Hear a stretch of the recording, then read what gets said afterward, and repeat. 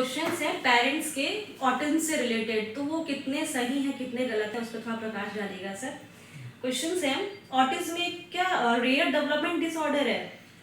हाँ, तो ये एक्चुअल में ये ऑटिज्म मिथ्स कुछ फैले हुए हैं समाज में। ऑटिज्म के बारे में कुछ भ्रांतियां फैली हुई हैं, तो उनको क्लियर करना बहुत ज़रूरी है। तो उन्हीं में से एक सवाल कई बार आता है कि ये बहुत रेयर डिसऑर्डर है, जबकि ऐसा नहीं है। 60 में से 1 बच्चों में इस समय इंडिया में ऑटिज्म देखा गया है। तो ये पहली चीज़, ये रेयर डिसऑर्डर नहीं है। और ये किसी रेस से, किसी रिलीजन से, किसी एथनिसिटी से, किसी ज्योग्राफिकल एरिया से भी अफेक्टेड नहीं है कि हम कहें कि अमेरिका में कम है, यहाँ ज़्यादा है, या यहाँ कम है वहाँ ज़्यादा है, या किसी रेस से, किसी रिलीजन का भी इसमें कोई महत्व नहीं है। मतलब ये इक्वली सबको अफेक्ट कर रहा है। तो ये एक रेयर जो है डिसऑर्डर नहीं है। 60 में से 1 लोगों में ऑटिज्म इस समय मिल रहा है इंडिया में। और दूसरी चीज, ये न्यूरो डेवलपमेंटल डिसऑर्डर है। Okay sir. सर क्या ये बॉयज को होता है? हाँ, मेल में ये ज्यादा होता है? हाँ, ये एक मिथ फैली हुई है कि ये केवल लड़कों को होता है, जबकि ऐसा नहीं है। ऑटिज्म मेल और फीमेल दोनों बच्चों को हो सकता है। बस इसका रेशो है कि मेल्स में 4 गुना ज्यादा होता है इन कंपैरिजन टू फीमेल्स। मतलब 4 मेल्स अफेक्ट होंगे, 1 फीमेल अफेक्ट होगी। तो बॉयज में इसका रेशो ज्यादा है, लेकिन ऐसा नहीं है कि ये डिसऑर्डर फीमेल्स में नहीं होता है। तो ये बच्चियों में भी ये डिसऑर्डर पाया जाता है, उनमें भी यही सिम्टम बच्चियों में पाए जाते हैं इस चीज के। तो सर क्या ये ऑटिज्म से जो बच्चे हैं सिम्टम्स के, क्या उनको किसी इंस्टीट्यूट में रखना चाहिए? हाँ, ये भी कुछ लोग कहते हैं कि जो है अधिकांश बच्चों का, ऐसी भी मिथ बीच में फैली हुई थी कि अधिकांश बच्चों को इंस्टीट्यूट्स की ज़रूरत है, उनको जो है इंस्टीट्यूशनलाइज होने चाहिए बच्चे, जबकि ये चीज़ गलत है। सभी बच्चों को इंस्टीट्यूशनलाइज करने की कोई आवश्यकता नहीं है। तो यानी कि हमारे जो अधिकांश बच्चे होते हैं या अधिकांश लोग जो ऑटिज्म से पीड़ित होते हैं, वो घर में ही डोमेस्टिक एनवायरनमेंट के अंदर ही सफलता से रह सकते हैं। वो पेरेंट्स के साथ रह सकते हैं, वो ग्रुप्स में रह सकते हैं, वो सोसाइटी में रह सकते हैं। उनको सेपरेट इंस्टीट्यूशन में डालने की ज़रूरत नहीं है। लेकिन बहुत कम परसेंटेज ऐसे बच्चे या लोग हैं जिनमें सीवियर न्यूरोलॉजिकल डिसेबिलिटीज़ हैं, जिनका सीवियर मेंटल रिटार्डेशन है और न्यूरोलॉजिकल डेफिसिट्स उनमें बहुत ज़्यादा है। तो उस कंडीशन में इंस्टीट्यूशनलाइज हेल्प की ज़रूरत होती है, लेकिन वो बहुत कम परसेंटेज है। सर क्या ऑटिज्म के बच्चे किसी का टच बर्दाश्त नहीं कर सकते हैं? हाँ, ये भी काफ़ी लोग इस चीज़ को पूछते हैं कि ऑटिज्म के बच्चे किसी का टच क्यों नहीं पसंद करते हैं, वो तुरंत हट क्यों जाते हैं, जबकि ये चीज़ सच नहीं है। ऑटिज्म में कुछ सेंसरी प्रोसेसिंग डिसऑर्डर्स भी पाए जाते हैं ऑटिज्म के बच्चों में। तो सेंसरी प्रोसेसिंग डिसऑर्डर में एक चीज़ होती है कि हमारा tactile hyper sensitivity. Tactile hyper sensitivity में क्या होता है कि बच्चा कोई भी स्पर्श पाएगा तो वो तुरंत उस जगह से अपने हाथ को हटा लेगा। वो हाइपर सेंसिटिव है टच के लिए। तो ऐसा नहीं है कि आप उसको छू रहे हैं तभी वो हटेगा। वो किसी कपड़े के टच से, किसी ऑब्जेक्ट के टच से भी बच्चा जो है अवॉइड करने की कोशिश करेगा, तुरंत हट जाएगा। किसी भी टाइप का टच उसे पसंद नहीं होता किसी भी है। तरह का टच उसे पसंद नहीं होता है। जनरली इनकी पहचान कैसे होती है कि इनको जब आप हग करते हैं, गले मिलाते हैं, उनसे हैंडशेक करते हैं, है ना, तो उस कंडीशन को वो तुरंत अवॉइड करने की कोशिश करते हैं। तो ये टैक्टाइल हाइपर सेंसिटिव वाले जो बच्चे होते हैं, उनमें जो है टच को वो पसंद नहीं करते हैं। लेकिन ये परसेंटेज कोई बहुत ज़्यादा नहीं है, तो हम इसको जनरलाइज रूल नहीं बना सकते कि सारे बच्चे टच पसंद नहीं करते हैं। अलग अलग तरह के सेंसरी प्रोसेसिंग डिसऑर्डर बच्चों में होते हैं, उसी के अनुरूप बच्चे व्यवहार अपना करते हैं। तो ये सेंसरी प्रोसेसिंग डिसऑर्डर्स आइडेंटिफाई करने होते हैं बच्चे में, उसी के अनुसार फिर उनकी थेरेपी भी चलानी होती है। सर ये जो बच्चे होते हैं ऑटिज्म के, क्या बहुत इनकी आईक्यू अच्छी होती है, सोचने समझने की क्षमता बहुत अच्छी होती है? आईक्यू के बारे में बहुत ज़्यादा मिथ है और वेस्टर्न वर्ल्ड में ये मिथ ज़्यादा है कि ऑटिज्म होना बहुत अच्छी बात है। ऑटिज्म होने पर हमारे बच्चे एक्स्ट्रा इंटेलिजेंट होंगे, ओवर इंटेलिजेंट होंगे, उनमें बहुत अच्छी अच्छी एबिलिटीज़ होंगी, वो नई चीज़ों को अन्य बच्चों की तुलना में जल्दी सीख लेंगे। एक वेस्टर्न वर्ल्ड में ये हाइप बनाया गया है जो कि पूरी तरह से तथ्यहीन है और गलत है। 70% बच्चे जो है बिलो एवरेज आईक्यू के होते हैं ऑटिज्म में। और 5 to 10% बच्चे ऐसे होते हैं जो सीवियरली हैंडीकैप यानी सीवियर मेंटल रिटार्डेशन के शिकार होते हैं, और 10 to 20% बच्चे ऐसे होते हैं जिनका एवरेज या तो नॉर्मल होता है या जिनका एवरेज अबव एवरेज होते हैं। तो वो केवल 20% 10 to 20% बच्चे हैं जिनका अबव एवरेज IQ है, ठीक है ना। उनमें से कुछ बच्चे, बहुत ही कम बच्चे सेवेंथ एबिलिटी के होते हैं। सेवेंथ एबिलिटी को हम लोग ऑटिस्टिक सेवेंथ बोलते हैं उन बच्चों को। उन बच्चों में कुछ एक्स्ट्रा ऑर्डिनरी एक्टिविटी किसी एक फील्ड में होती है, तो वो रेस्ट्रिक्टेड एक्टिविटी है। जैसे कि उन बच्चों को एक बार आप पूरी पृथ्वी का मैप दिखा दीजिए तो वो सारे कंट्रीज को याद कर लेंगे, पूरे ज्योग्राफिकल मैप को एक ही बार में याद कर लेंगे। एक साल पहले वो कहाँ गए थे, क्या खाया था, क्या उन्होंने देखा था, वो डिक्टो आपको बता देंगे। रेलवे स्टेशन पे ये बच्चे जाते हैं तो डिस्प्ले में करीब 10 के या 15 के करीब ट्रेनें आ रही होती हैं, उनके टाइमिंग्स आ रहे होते हैं। वो आपको 2 महीने बाद बता देंगे कि उस दिन हमने जर्नी की थी तो ये वाली इन ट्रेनों के ये टाइम डले होते थे। जबकि जनरली क्या होता है, हम लोग अपनी ट्रेन का टाइम पढ़ते हैं और देख करके चले जाते हैं, 2 दिन बाद वो भी याद नहीं रहता है कि क्या पढ़ा था, सारी ट्रेनों के क्या टाइमिंग थे। तो ये एक पर्टिकुलर किसी सब्जेक्ट में उनकी विशेष क्षमता अर्जित हो जाती है, ये सेवेंथ एबिलिटी है। लेकिन यही बच्चे कई बार मैथमेटिकल क्वेश्चन बहुत सिंपल सॉल्व नहीं कर पाते। ये बच्चे आई कांटेक्ट सोशलाइजेशन में पुअर हो सकते हैं। तो ये कहना कि IQ बहुत अच्छा हो गया है बच्चे का या सेवेंथ एबिलिटी है तो वो बहुत अच्छा हो गया, ये कहना थोड़ा सा, किसी पर्टिकुलर एक फील्ड हाँ, में मास्टर हो सकते हैं, किसी एक फील्ड में वो मास्टर हो सकते हैं, किसी एक टॉपिक में वो मास्टर हो सकते हैं। लेकिन इसको फिर जनरलाइज रूल नहीं बनाया जा सकता कि वो सब चीजों में अच्छे हो गए हैं। तो यहाँ पे ये चीज समझनी हमें जरूरी है कि वो बच्चे बहुत ही कम हैं, और 10 to 20% बच्चे ही हमारे पास हैं जिनके IQ नॉर्मल रेंज में है या अबव नॉर्मल है। सर क्या पेरेंट्स के बैड बिहेवियर से या उनके गुस्सा करते हैं बहुत पेरेंट्स, उसकी वजह से बच्चों को ऑटिज्म हाँ, हो सकता अक्सर है? होता क्या है कि जब ऑटिस्टिक बच्चा फैमिली में हो जाता है तो पेरेंट्स के बीच में ब्लेम आउट गेम खेल शुरू हो जाता है ना, कि आपकी वजह से ऐसा हो गया, पति पत्नी में झगड़े भी होने लगते हैं। तो इन सारी चीज़ों की वजह बैड पेरेंटिंग नहीं है। ऑटिज्म के होने में बैड पेरेंटिंग का कोई रोल नहीं है। हाँ, बैड पेरेंटिंग से ऑटिज्म जल्दी से बच्चा जो है उसको नॉर्मल चीज़ों में कोप अप करने में प्रॉब्लम आ सकती है, उसकी वर्सनिंग तो हो सकती है, लेकिन ऑटिज्म बैड पेरेंटिंग से हो जाएगा ऐसा कहीं भी नहीं है, ना किसी रिसर्च में ऐसा प्रूवन हुआ है। तो इसीलिए पेरेंट्स को इस वजह से ना तो अपने रिलेशनशिप खराब करने की ज़रूरत है, ना डिप्रेशन में इस वजह से जाने की ज़रूरत है कि हमारी पेरेंटिंग की वजह से हमारे बच्चे को ऐसा हो गया है, ये सोचने की ज़रूरत नहीं है। हाँ, पेरेंट्स अपने पे ब्लेम ना लें। इसके बहुत सारे मल्टीपल फैक्टर्स हैं जिनको हम बाद में आगे डिस्कस करेंगे, ठीक है ना। तो बैड पेरेंटिंग इस चीज को वर्सन कर सकती है, सिम्टम्स को वर्सन कर सकती है, लेकिन ऐसा नहीं है कि ऑटिज्म नहीं था और हो गया इस वजह से, ऐसा नहीं, ऐसा नहीं कह सकते, ऐसा नहीं कह सकते हैं। Okay sir, thank you. Sir इसमें क्या बच्चों को, ऑटिज्म से रिलेटेड बच्चों को क्या पेन फील नहीं होता? हाँ, ये भी एक मिसकॉन्सेप्शन है कि ऑटिज्म के बच्चों को पेन फील नहीं होता है। केवल सीवियरली ऑटिस्टिक जो बच्चे होते हैं उनको पेन थोड़ा कम फील होता है। तो कई बार आपने देखा है कि जब कुछ बच्चों को हम टीके लगाते हैं, पूरा इंजेक्शन लग जाता है, वो जरा भी नहीं रोते हैं। कुछ बच्चे तो हंसने भी लगते हैं टीका लगने के बाद।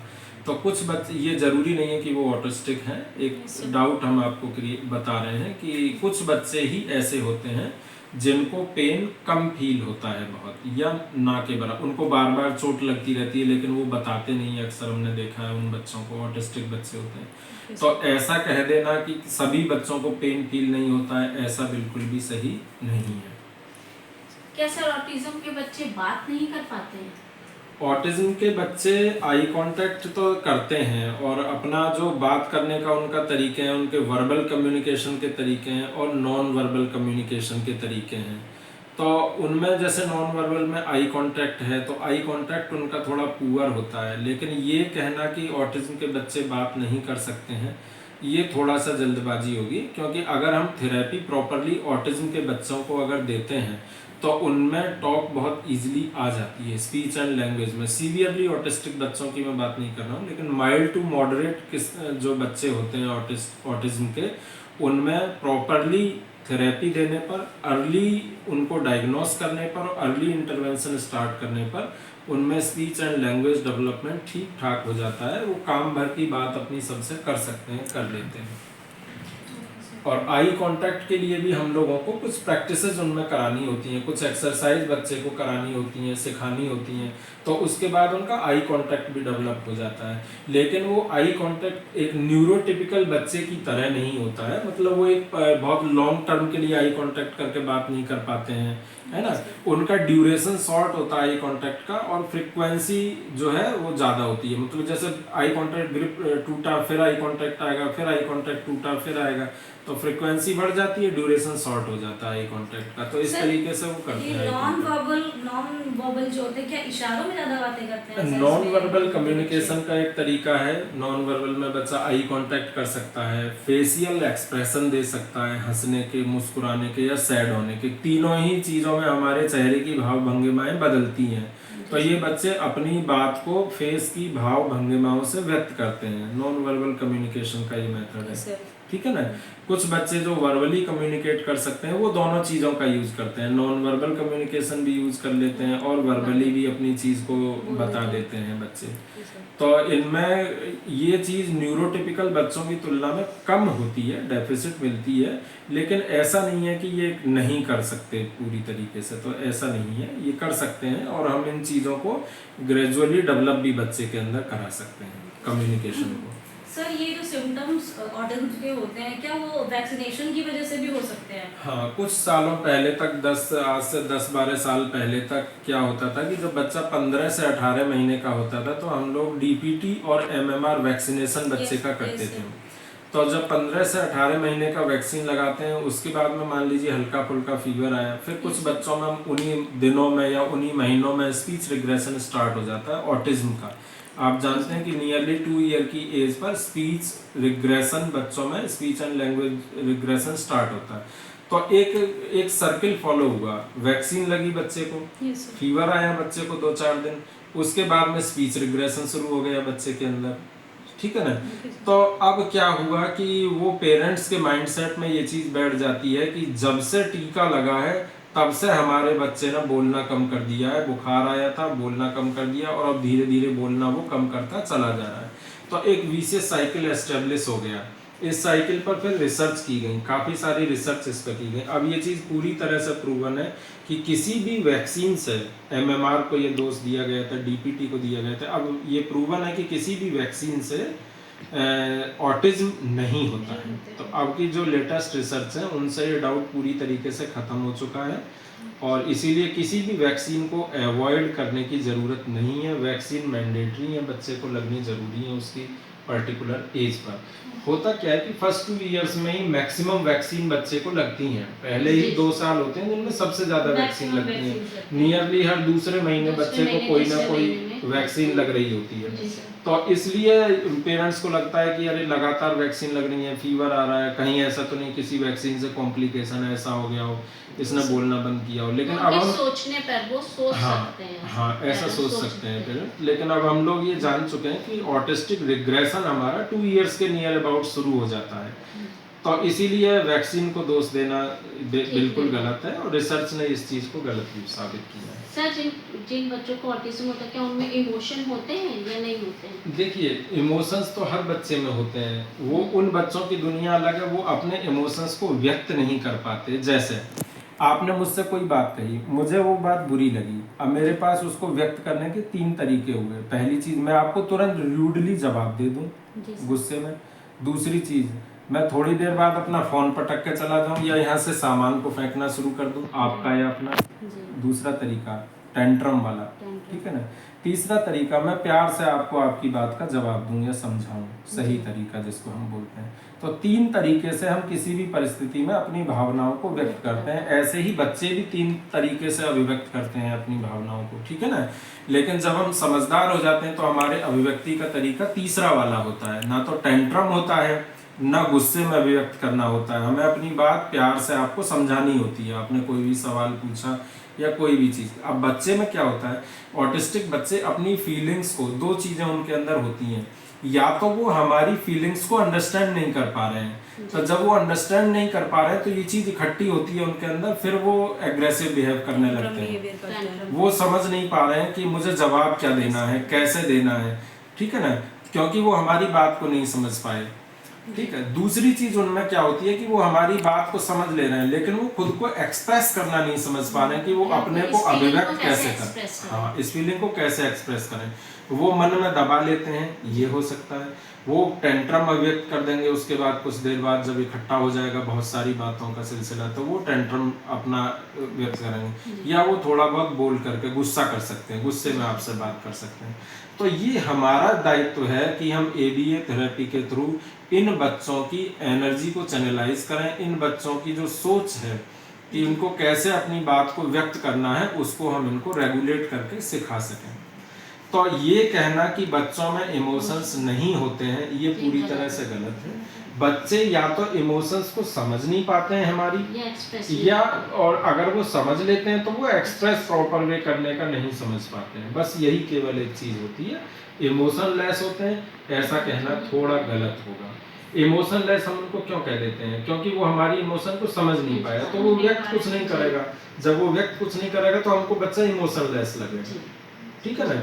तो ये चीजों का हमें ध्यान रखना है। सर, क्या ऐसे बच्चे रिलेशनशिप बना पाते हैं? हाँ, ऐसे बच्चे देखिए, अब घर में बच्चे अपने पेरेंट्स के साथ अच्छे रिलेशन डेवलप कर लेते हैं लॉन्ग टर्म में। हालांकि कुछ इनहिबिशंस, कुछ रेस्ट्रिक्टिव जो उनकी एक्टिविटीज रहती हैं वो रहती हैं। जैसे पेरेंट्स के भी टच को वो कभी कभी पसंद नहीं करते हैं। पेरेंट्स भी हक करते हैं, तो अगर टैक्टाइल हाइपर सेंसिटिविटी है तो भले ही वो पेरेंट के साथ बच्चा रह रहा है लेकिन वो पेरेंट्स के टच को वो भी पसंद नहीं करेगा उस समय।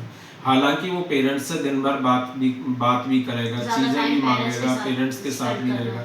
जब वो बच्चा स्कूल जाते हैं ये बच्चे, तो ये स्कूल में भी धीरे धीरे ग्रेजुअली सही टीचर से और अपने पीयर से थोड़ा थोड़ा इंटरेक्शन डेवलप कर लेते हैं।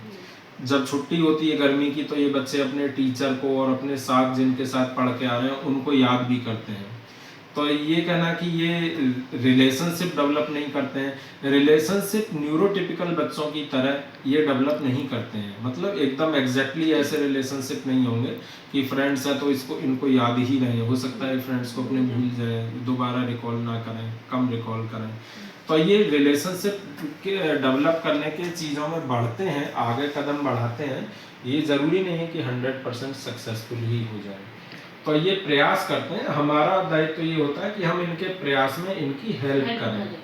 हम इनके प्रयास में सोशल रिलेशनशिप डेवलप करने में हम ABA थेरेपी के थ्रू इनकी हेल्प कर सकते हैं बच्चों की, ताकि ये पीयर रिलेशनशिप और खुद से बड़ों से तो ये इजीली रिलेशनशिप डेवलप कर लेते हैं। पीयर रिलेशनशिप डेवलप करने में प्रॉब्लम आती है क्योंकि वहाँ ईगो हर्ट होती है।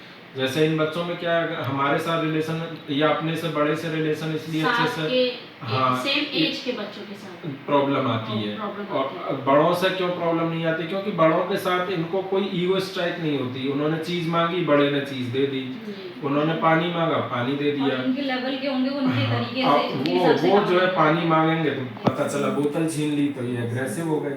तो वहाँ पर ये रिलेशनशिप को ग्रेजुअली जितना आप एक्सपोज करेंगे ग्रुप रिलेशनशिप में बच्चे को, उतना ही बच्चे का थ्रेशोल्ड इंक्रीज होगा और वो कैसे रिलेशनशिप बनाएगा इसमें वो जा पाएगा। अगर हम अवॉइड करेंगे सेम सिनेरियो को ये सोच कर कि ये एग्रेसिव हो जाता है, ये रिलेशन डेवलप नहीं कर पाता है, तो बच्चे को हम और डाउन करते चले जाएंगे। तो हमें ये चीज़ नहीं करनी है। सर, बहुत क्वेश्चन है सर, क्या टॉक्सिन्स और न्यूट्रिशनल चीज़ों को कम करके हम ऑटिज्म के सिम्टम को कम कर सकते हैं? देखिए, ये चीज़ आती है कि फूड में जो टॉक्सिन्स होते हैं या तो फूड जो हम खा रहे हैं उससे, प्लस जो इन्वायरमेंटल टॉक्सिन होते हैं वो, प्लस जो कुछ मेडिसिन्स वगैरह होती हैं उनसे, ठीक है ना। तो इन्वायरमेंटल पॉल्यूटेंट्स और फूड आइटम्स और न्यूट्रिशनल सप्लीमेंट्स, इन तीन का रोल देखा गया है ऑटिज्म के डेवलप होने में ड्यूरिंग प्रेगनेंसी। मदर के फूड आइटम कैसे हैं प्रेगनेंसी में, और इन्वायरमेंटल टॉक्सिन्स का एक्सपोजर क्या है ना। तो ये सारे जेनेटिक प्लस इन्वायरमेंटल दोनों फैक्टर रोल प्ले करते हैं। हालांकि क्लियर कट तो कुछ भी नहीं है कि ऑटिज्म किस वजह से हो रहा है, लेकिन जो देखा गया है उसमें दोनों फैक्टर्स जो है मिल करके रोल प्ले करते हैं। तो बाद में ये थ्योरी बनकर आई कि फूड आइटम्स की वजह से ऑटिज्म के कुछ सिम्टम बढ़ सकते हैं, जैसे हाई शुगर कंटेंट लेने से बढ़ सकते हैं, हाई कार्बोहाइड्रेट लेने से बढ़ सकते हैं, है ना, कॉम्प्लेक्स की जगह सिंपल कार्बोहाइड्रेट लेने से बढ़ सकते हैं। तो ऐसे इस तरीके की थ्योरीज बीच बीच में काफ़ी आई, काफ़ी अभी भी चल रही हैं। क्वेश्चन है कि मदर जब कंसीव करती है, प्रेग्नेंट होती है, तो बहुत सी सिचुएशन आती है या एंजाइटी होती है, उसे वो मेडिसिन लेती हैं क्या, इन सब चीज़ों की वजह से भी स्ट्रेस एंजाइटी की वजह से प्रेगनेंसी में ऑटिज्म के डेवलप होने के चांसेस रहते हैं। यही मैं बता रहा हूँ कि फूड के फैक्टर्स, इन्वायरमेंटल टॉक्सिन्स के फैक्टर्स और स्ट्रेस लेवल ड्यूरिंग प्रेगनेंसी बहुत इंपॉर्टेंट रोल प्ले करती है। अगर प्रेगनेंसी में स्ट्रेस लेवल ज़्यादा है तो चांसेस होते हैं ऑटिज्म के। लेकिन और भी फैक्टर हैं, जैसे कि मेल की एज 35 ईयर से ज़्यादा हो, पिता की उम्र 35 साल से ज़्यादा हो तो बच्चे में ऑटिज्म की पॉसिबिलिटी होती है। मदर की भी एज ज़्यादा हो तब पॉसिबिलिटी और ज़्यादा बढ़ जाती है। फर्स्ट बच्चे में ऑटिज्म हो तो सेकंड बच्चे में होने की प्रोबेबिलिटी ऑटिज्म की बढ़ जाती है। इस तरह से बहुत सारे फैक्टर इसमें रोल प्ले करते हैं। तो अगर हम ये सोचें कि हम पर्टिकुलर बच्चा हमारा ऑटिज्म का है, उसमें फूड, टॉक्सिन्स या न्यूट्रिशनल सप्लीमेंट उसका बहुत अच्छा करके ऑटिज्म को ख़त्म कर देंगे, तो ऐसा नहीं होता है। हम ऑटिज्म के सिम्टम की एग्रेसिवनेस को तो कम कर सकते हैं, रेगुलेट कर सकते हैं, लेकिन हम ये सोचें कि अब आजकल आप देखते होंगे सोशल मीडिया पे प्रचार आता है कि ये चॉकलेट खाने से ऑटिज्म सही हो जाएगा, या ये केवल ये थेरेपी ले लेने से ये सही हो जाएगा, ऑटिज्म 100% सही हो जाएगा। कुछ थेरेपीज में मेडिसिन आ रहे हैं, लिक्विड आ रहे हैं, पाउडर आ रहे हैं, इनसे ऑटिज्म पूरी तरह से सही हो जाएगा।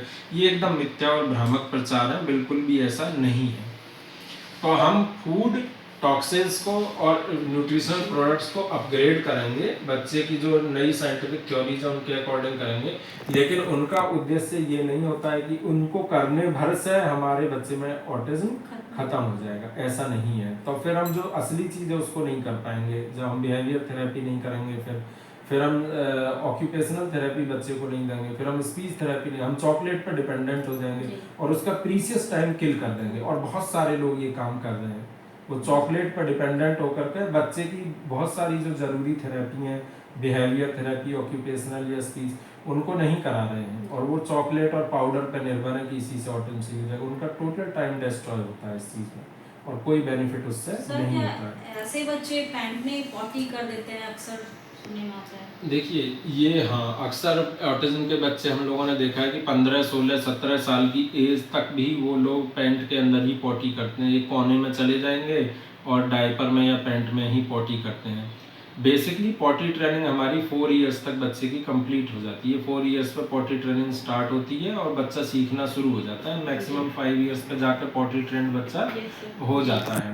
तो लेकिन अगर हमने पॉटी ट्रेनिंग इन बच्चों में के साथ भी सेम सिमिलरिटी है, सेम चीज़ है, ठीक है ना। अगर हमने इनको पॉटी ट्रेनिंग दी ही नहीं है, हमने उस चीज़ पे फोकस ही नहीं किया है, तो ये क्यों जो है पॉटी ट्रेंड होंगे, ठीक है ना। ये पैंट में ही करेंगे, डायपर में ही करेंगे। इसके लिए पेरेंट्स को जो है सही समय पर पॉटी ट्रेनिंग स्टार्ट बच्चे की कर देनी है। अगर मान लीजिए कोई बच्चा 10 साल का, 8 साल का हो चुका है, अभी भी वो पॉटी ट्रेनिंग नहीं उसकी हुई है, तो उनको ABA थेरेपी के थ्रू पॉटी ट्रेनिंग की शुरुआत करनी चाहिए। ग्रेजुअली उनको पॉटी ट्रेनिंग में सक्सेस मिल जाएगी। किस एज से करनी चाहिए हमें पॉटी ट्रेनिंग की शुरुआत 4 इयर्स पर ही स्टार्ट कर देनी है। मतलब 2 इयर्स के बाद हमें पॉटी ट्रेनिंग धीरे धीरे लानी है। 4 इयर्स तक हमें बच्चे को ऐसा बना देना है कि वो पॉटी ट्रेंड हो जाए, ठीक है ना। अच्छा, जो सॉइलिंग बच्चे करते हैं, जो जिसको हम बोलते हैं कि लैट्रिन जो है पैंट में बच्चा कर देता है, उसको हम 5 इयर्स तक मैक्सिमम मान सकते हैं कि वो नॉर्मल है। उसके बाद हम उसको नॉर्मल नहीं मान सकते, और इसीलिए हमें अर्ली इंटरवेंशन इसमें करना ज़रूरी है। टास्क एनालिसिस ABA थेरेपी का एक पार्ट है, जिसके थ्रू हम बच्चे को पॉटी ट्रेनिंग करा सकते हैं। तो ABA थेरेपिस्ट के सुपरविजन में अगर आप पॉटी ट्रेनिंग प्रॉपरली दिलाएंगे बच्चे को, तो बच्चे नॉर्मली जो है पॉटी ट्रेन हो जाते हैं। सर, क्या ऐसे बच्चों की उम्र कम होती है? ऑटिज्म बच्चों की उम्र कम होती है? देखिए, ऑटिज्म की वजह से किसी बच्चे की उम्र कम नहीं होती है। ये भी एक मिथ्या भ्रम फैलाया गया है कि ऑटिज्म की वजह से बच्चे की उम्र कम हो जाती है, जबकि ऐसा नहीं है। ऑटिज्म के साथ कुछ न्यूरो डेवलपमेंटल कंडीशन ऐसी होती हैं, या ये कहिए कि कुछ सिंड्रोम ऐसे हैं, न्यूरो डेवलपमेंटल कंडीशंस ऐसी हैं कुछ, जिनमें डिसेबिलिटी बहुत ज़्यादा होती है। जैसे कि बच्चे रेट सिंड्रोम का एक बार हम बच्चे का डिस्कशन किया था कि बच्चे को अगर जो है मसल्स की भी वीकनेस हो चुकी है, रेस्पिरेशन में भी प्रॉब्लम है, न्यूरो डेवलपमेंटली भी बच्चा काफ़ी ज़्यादा गड़बड़ है, तो बहुत सारे मल्टीपल फैक्टर्स अगर डिसेबिलिटी के जुड़े हुए होंगे तो उस कंडीशन की वजह से बच्चे की एज कम हो सकती है। लेकिन पर्टिकुलर अगर कोई ऑटिज्म स्पेक्ट्रम डिसऑर्डर का बच्चा है तो उसकी एज कम हो जाएगी, ऐसा नहीं है। इसीलिए पेरेंट्स को इस चीज़ की ज़्यादा चिंता नहीं करनी चाहिए। उनको प्रॉपरली ऑटिज्म की डायग्नोसिस डिटेल में बनवानी चाहिए कि इसके साथ में तो कहीं कोई सिंड्रोम या कोई अन्य न्यूरो डिसेबिलिटी तो एसोसिएटेड नहीं है। सर क्या ऐसे बच्चों का सर छोटा होता है? ऑटिज्म के बच्चों का देखिए, सर छोटा होता है? ऑटिज्म के साथ में ऑटिज्म की वजह से बच्चे का सर छोटा नहीं होता है, लेकिन कुछ रिग्रेशन सिंड्रोम होते हैं, कुछ डिजीजेज होती हैं जिनमें बच्चे का हेड सर्कमफेरेंस नहीं बढ़ पाता और उनमें ऑटिज्म के लक्षण भी होते हैं उन बच्चों में, ठीक है ना। तो उस कंडीशन में हेड सर्कमफेरेंस हमें छोटा मिल सकता है और ऑटिज्म के सिम्टम मिल सकते हैं, लेकिन वो पर्टिकुलर ऑटिज्म स्पेक्ट्रम डिसऑर्डर हमारा नहीं है ना। Autism in itself head circumference को छोटी नहीं करता है। Okay sir, thank you sir. Thank you sir.